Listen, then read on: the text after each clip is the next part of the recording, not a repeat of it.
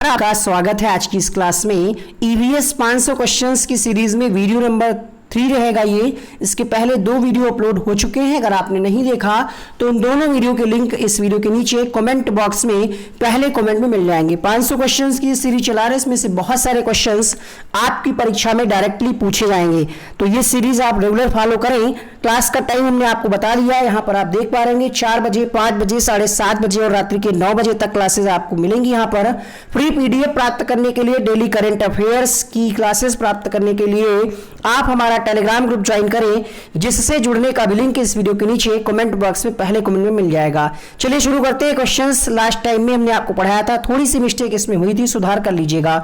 बहुत सारे लोगों को ये बात पता भी होगी। एक देशांतर को पार करने में 2 स्थानों के स्थानीय समय के बीच का अंतर कितना होता है? इसका सही जवाब होगा 4 मिनट। हमने आपको 8 मिनट टिक कर दिया था गलती से, क्वेश्चंस ये समझ करके कि सूर्य से पृथ्वी पर प्रकाश को आने में 8.3 मिनट का समय लगता है, वही समझ करके 8 उत्तर कर दिया था। माफी चाहेंगे इस प्रश्न के लिए। सही जवाब जो होगा वो होगा 4 मिनट, ऑप्शन नंबर बी। अगला प्रश्न लिखिएगा, क्वेश्चन नंबर 61 से 90 तक हम आपको कराएंगे व्याख्या के साथ, फिर उसके बाद सारे क्वेश्चंस का क्विक रिवीजन करा देंगे ताकि सारे प्रश्न आपको क्लास में ही याद हो जाएं। तो क्वेश्चन नंबर 61 आपने पढ़ लिया होगा। ऑप्शन में है ऑस्ट्रेलिया, एशिया, ग्रीनलैंड या फिर रूस। पूछा जा रहा है वह कौन सा महाद्वीप है जहां पर कोई भी ज्वालामुखी नहीं है? तो उत्तर होगा यहां पर ऑस्ट्रेलिया, ऑप्शन नंबर ए के साथ। ऑस्ट्रेलिया महाद्वीप में कोई भी ज्वालामुखी नहीं है। क्वेश्चन नंबर 62 देखिएगा, एंजिल जलप्रपात किस नदी पर स्थित है? ऑप्शन में है पराना, अमेजन, कोरोनी या फिर नील नदी। 62वें प्रश्न का उत्तर होगा यहां पर ऑप्शन नंबर कौन सा? ऑप्शन नंबर सी यहां पर सही होगा, कोरोनी नदी पर स्थित है। अगला प्रश्न देखिएगा, प्रश्न संख्या 63। क्वेश्चन नंबर 63 है, पर्यावरण संरक्षण अधिनियम कब पारित हुआ? 1982, 1986, 1990 या फिर 2000। क्वेश्चन नंबर 63 सही जवाब होगा यहां पर ऑप्शन नंबर बी, अर्थात पर्यावरण संरक्षण अधिनियम 1986 में पारित हुआ। ऑप्शन नंबर 20 प्रश्न का अभीष्ट उत्तर होगा। क्वेश्चन नंबर 64 है, पारिस्थितिकी तंत्र शब्द का सबसे पहले प्रयोग किसने किया था? कुरियन, एजी टांसले, लॉक या फिर रॉस। क्वेश्चन नंबर 64 सही जवाब होगा यहां पर एजी टांसले के द्वारा पारिस्थितिकी तंत्र का प्रयोग सबसे पहले किया गया। ऑप्शन नंबर बी अभीष्ट उत्तर होगा। वन के पेड़ों की छालों पर क्या उगे हुए मिलते हैं? कवक, जीवाणु, मांस या फिर लाइकेन। क्वेश्चन नंबर 65, तो जो वन के पेड़ होते हैं उनकी जो छाल होती है उस पर आपको अधिकतर क्या देखने को मिलेंगे? लाइकेन देखने को मिलेंगे। ऑप्शन नंबर डी सही होगा। मोस्ट इंपॉर्टेंट प्रश्न है, मरुस्थल में उगने वाले पौधे क्या कहलाते हैं? मोजोफाइट्स, हाइड्रोफाइट्स, जीरो। क्वेश्चन नंबर 66 है आपके सामने, मरुस्थल में उगने वाले पौधे कहलाते हैं मोजोफाइट्स, हाइड्रोफाइट्स, जीरोफाइट्स या फिर टेलोफाइट्स। सही जवाब होगा क्वेश्चन नंबर 66 के लिए जीरोफाइट्स कहलाते हैं ऐसे पौधे जो रेगिस्तान में उगते हैं, या फिर हम ये कह सकते हैं शुष्क भूमि के पौधे भी इनको कहा जाता है। जीरोफाइट्स के नाम से हम इनको जानते हैं। क्वेश्चन नंबर 67 देखिएगा, अगला प्रश्न यहाँ पर, मृदा में उपस्थित अपक्षेत होने वाले कार्बनिक पदार्थों को क्या कहते हैं? ह्यूमस, डफ, करकट या फिर पफ। क्वेश्चन नंबर 67 उत्तर होगा ह्यूमस कहलाते हैं। मृदा में उपस्थित अपक्षेत होने वाले कार्बनिक पदार्थों को हम ह्यूमस के नाम से जानते हैं। सूर्य के प्रकाश में उगने वाले पौधे क्या कहलाते हैं? आत्पोद्भिद, छायारागी, मरुस्थली या फिर शैलोद्भिद। क्वेश्चन नंबर 68 सही जवाब होगा, ऐसे पौधे जो सूर्य के प्रकाश में उगते हैं उनको हम आत्पोद्भिद के नाम से जानते हैं। ऑप्शन नंबर ए यहाँ पर सही होगा। लवड़ी मृदा में उगने वाले पादपों को क्या कहते हैं? यहाँ पर मृदा होगा। क्वेश्चन नंबर 69, लियोफाइट्स, हेलोफाइट्स, कैजमोफाइट्स या फिर ऑक्सलोफाइट्स। क्वेश्चन नंबर 69 सही जवाब होगा यहाँ पर हेलोफाइट्स। ऐसे पौधे जो लवड़ी मृदा में उगते हैं उनको हम हेलोफाइट्स कहते हैं। ऑप्शन नंबर 20 प्रश्न का सही जवाब होगा। वायुमंडल का वह क्षेत्र जिसमें बादलों का बनना, बिजली कड़कना, तूफान एवं आंधियों का होना पाया जाता है, अर्थात हम ये कह सकते हैं कि जो मौसम संबंधी घटनाएं होती हैं वो किस मंडल में होती हैं? क्षोभ मंडल, समताप मंडल, आयन मंडल या फिर मध्य मंडल। प्रश्न संख्या 70 उत्तर होगा यहाँ पर क्षोभ मंडल में मौसम संबंधी सभी घटनाएं होती हैं। एक प्रश्न अभी आपके लिए हम छोड़ेंगे होमवर्क, और आपको अभी अभी इसी वीडियो को रोक करके कमेंट बॉक्स में बताना है कि हवाई जहाज जो है ये निम्नलिखित में से किस मंडल में उड़ते हैं। जो लोग नोट्स के लिए रिक्वायरमेंट है, जिनको जरूरत है यूपी टेट सुपर टेट की, इस नंबर पर मैसेज करके नोट्स प्राप्त करने की प्रक्रिया जाने। क्वेश्चन नंबर 71 है यहाँ पर, हेमिस राष्ट्रीय उद्यान कहाँ है?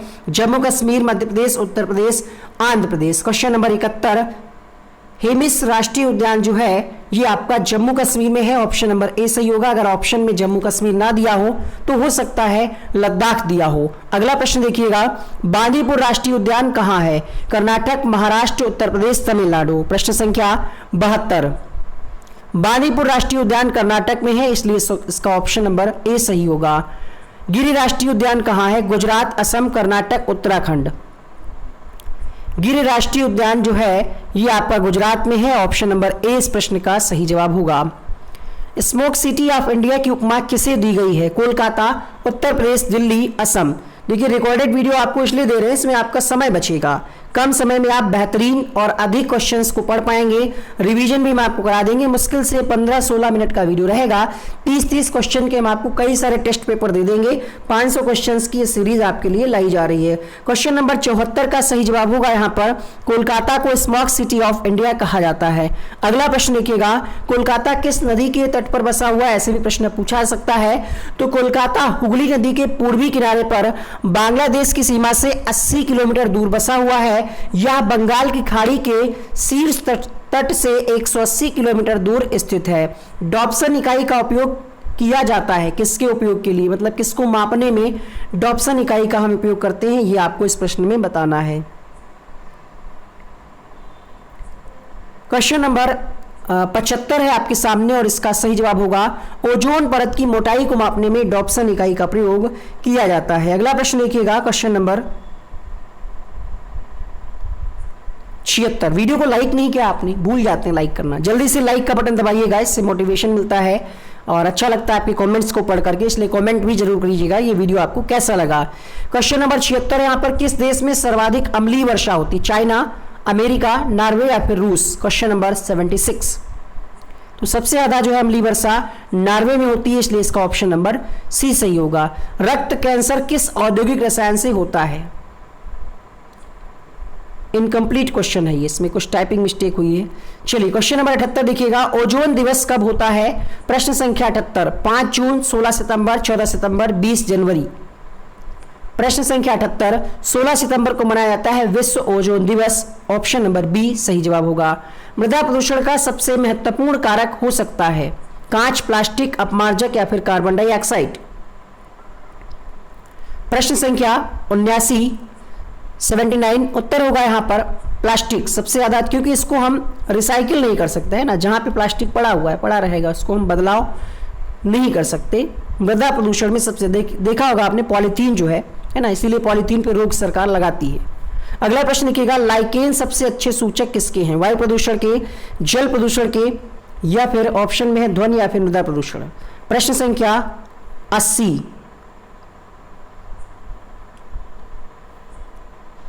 सही जवाब होगा क्वेश्चन नंबर 80 के लिए यहाँ पर। और बस 10 क्वेश्चन और हैं, उत्तर होगा यहाँ पर वायु प्रदूषण के अच्छे सूचक होते हैं। वन संरक्षण अधिनियम कब लागू हुआ? प्रश्न संख्या 81, 1986 अगर आप सोच रहे हैं तो गलत है, यहां पर आपसे पूछा जा रहा है वन संरक्षण अधिनियम, यह आया था 1980 में। ऑप्शन नंबर बी सही होगा। ग्रीन मफलर किस प्रदूषण से संबंधित है? वायु, ध्वनि, जल या फिर मृदा। सही जवाब होगा क्वेश्चन नंबर 82 के लिए। आप सभी जानते होंगे ग्रीन मफलर का संबंध होता है ध्वनि से, अर्थात ध्वनि प्रदूषण से। ऑप्शन नंबर बी सही जवाब होगा। अगला प्रश्न देखिएगा, रक्त परिसंचरण की खोज किसने की? विलियम हार्वे, कार्ल लैंडस्टीनर, फंक या फिर वर्जीनियस। फिलहाल अभी हम करंट अफेयर्स की क्विज वन लाइनर के रूप में आपको टेलीग्राम में पहुंचा रहे हैं, तो टेलीग्राम से जुड़ के आप करंट अफेयर्स को डेली कम समय में पढ़ सकते हैं। क्वेश्चन नंबर 83, विलियम हार्वे के द्वारा रक्त परिसंचरण की खोज की गई। इस प्रश्न का आंसर होगा ऑप्शन नंबर ए के साथ। क्वेश्चन नंबर 84 देखिएगा, प्रथम विश्व पर्यावरण दिवस कब मनाया गया? 1975, 1974, 1980, 1982। इस प्रश्न को आप अगर सर्च करेंगे तो 2 आंसर आपको मिलेंगे। कई आर्टिकल में इसका आंसर 1973 मिलता है, बट यहाँ पर ऑप्शन में 1973 नहीं दिया गया, इसीलिए ताकि आप कंफ्यूज ना हो, पहली बार विश्व पर्यावरण दिवस मनाया गया 1974 में। क्वेश्चन नंबर 84 के लिए ऑप्शन नंबर बी सही होगा। इसकी घोषणा कब की गई थी, आइए जानते हैं। इस दिवस को मनाने की घोषणा संयुक्त राष्ट्र ने पर्यावरण के प्रति वैश्विक स्तर पर राजनीतिक और सामाजिक जागृति लाने हेतु 1972 में इसकी घोषणा की गई, लेकिन पहली बार 5 जून 1974 को पहला विश्व पर्यावरण दिवस मनाया गया। अगला प्रश्न देखिएगा, क्वेश्चन नंबर 85, गंगा नदी कहां से निकलती है? 25 किलोमीटर इसकी लंबाई है और ये नदी कहां से निकलती है? क्वेश्चन नंबर 85 उत्तर होगा यहां पर गंगोत्री से निकलती है गंगा नदी। अच्छा ये बताइए, गंगा की सहायक नदियां कौन सी हैं? कोई बता सकता है? कमेंट बॉक्स में बताइएगा कि गंगा की सहायक नदियां कौन सी हैं। हम ही बता दें क्या? यमुना, घाघरा, रामगंगा, ये जो है सहायक नदी हैं। वनों को काटने का क्या परिणाम होता है? क्वेश्चन नंबर 86, वर्षा और नमी में वृद्धि, मिट्टी का क्षरण और अनियंत्रित बाढ़, उष्णता में कमी, या फिर इनमें से कोई नहीं। तो जब आप वनों का कटाव करेंगे तो क्या होगा भाई? वन जो है कहीं ना कहीं मिट्टी को दबाए रखते हैं आसपास जड़ों के माध्यम से, तो मिट्टी का क्षरण होगा और बाढ़ का खतरा बढ़ जाएगा। तो बी ऑप्शन सही होगा। काले वन कहां पाए जाते हैं? चीन, रोमानिया, जर्मनी, रूस। काले वन पाए जाते हैं ब्लैक फॉरेस्ट, जर्मनी में पाए जाते हैं, इसलिए इस प्रश्न का आंसर होगा option number C. Question number अगला देखिएगा, वन महोत्सव सप्ताह कब मनाया जाता है? Question number 88। तो जुलाई के पहले सप्ताह में मनाया जाता है वन महोत्सव। वन्य जीव अधिनियम कब मनाया जाता है? तो वो अक्टूबर के वन्य जीव अधिनियम नहीं, वन्य जीव सप्ताह, वन्य जीव सप्ताह जो है अक्टूबर के पहले सप्ताह में मनाया जाता है और वन महोत्सव जुलाई के पहले सप्ताह में मनाया जाता है, ध्यान रखिएगा। अगला प्रश्न देखिए, रिकेट्स प्रायः किसमें होता है? बच्चों में, किशोरों में, युवाओं में, या फिर प्रौढ़ों में? प्रश्न संख्या 89। तो रिकेट्स जो है प्रायः बच्चों में होता है, इसलिए इसका ऑप्शन नंबर ए सही होगा। हमारे शरीर में जल की कितनी मात्रा होती है? लगभग 50%, 60 या फिर 70 या फिर 45%। क्वेश्चन नंबर 90, तो जल में लगभग 70% मात्रा पाई जाती है हमारे शरीर में जल की। एक प्रश्न हमने आपके लिए छोड़ा है होमवर्क, उसका कमेंट बॉक्स में उत्तर आप सभी लोग करिएगा। और एक और प्रश्न यहाँ पर, पुष्कर मेला कहाँ आयोजित होता है? इसका भी उत्तर आप लोग कमेंट बॉक्स में करिएगा। आप चलिए रिवीजन कराते हैं सारे क्वेश्चंस का, फटाफट से क्विक रिवीजन कराते हैं। चलिए रिवीजन का पहला क्वेश्चन यहाँ पर आपके सामने, क्वेश्चन नंबर 60 से हमने स्टार्ट किया था और आपने ये जाना कि 4 मिनट अंतर होता है इसका। क्वेश्चन नंबर हम 61 की बात करें तो ऑस्ट्रेलिया महाद्वीप है जहां पर कोई भी ज्वालामुखी नहीं है। एंजल जलप्रपात कोरोनी नदी पर स्थित है। और अगला प्रश्न यहाँ पर देखिएगा, पर्यावरण संरक्षण अधिनियम आया 1986 में। क्वेश्चन नंबर 64, ये शब्द जो है पारिस्थितिकी तंत्र, इसका प्रयोग किया गया सबसे पहले एजी टांसले के द्वारा। और वनों के पेड़ों की छाल पर उगे मिलते हैं।